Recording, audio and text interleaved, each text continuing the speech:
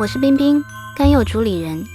蛋黄酥外甜内咸，酥香松软，是一款人气很高的传统小吃。最外层的酥皮包裹着细腻绵密的红豆沙，豆沙内又包着咸香的蛋黄，入口层层都有惊喜。蛋黄酥的内馅需要提前备好，浸泡1夜的红豆煮到酥烂，用网筛按压取沙，倒入不粘锅，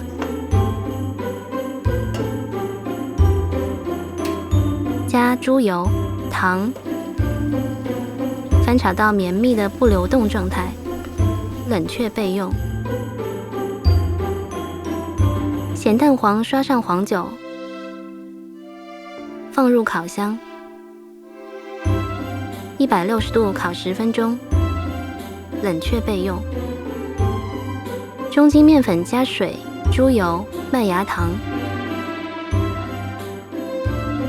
揉成光滑面团，醒30分钟，做成油皮。另一部分中筋面粉加猪油揉捏成团，做成油酥。取15颗豆沙搓成球状，然后压扁，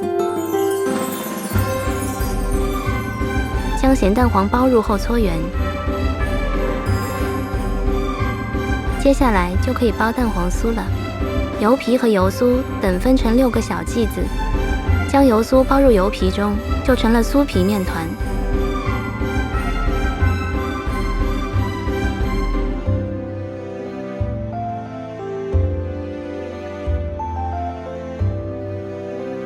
用擀面杖擀成蛇形后卷起，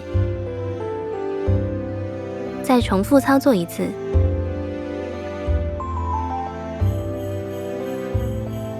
然后擀成圆形，包入豆沙蛋黄馅。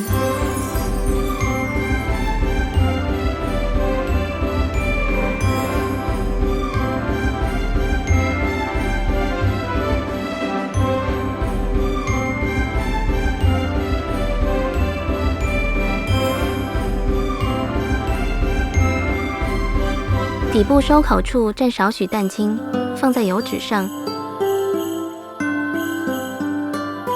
顶部刷一层蛋黄液，烤箱预热180度，烤10分钟左右开箱。再刷一次蛋黄液，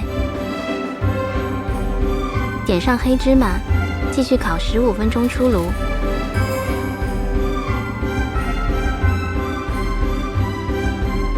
稍稍冷却，外酥内软的蛋黄酥就可以开吃了。我们对咸蛋黄酥预处理刷黄酒是为了去腥，预先烤一下是为防止蛋黄酥包入生蛋黄后有蛋黄烤不熟的情况，会产生白心，但是也不宜烤得过熟。蛋黄酥底部沾上蛋清其实是起到一个粘合的作用，因为蛋黄酥在烤的过程当中会有膨胀，是为了防止收口处裂开。我们需要在蛋黄液中加一点水，防止蛋黄液过于粘稠，方便我们后面均匀的刷开。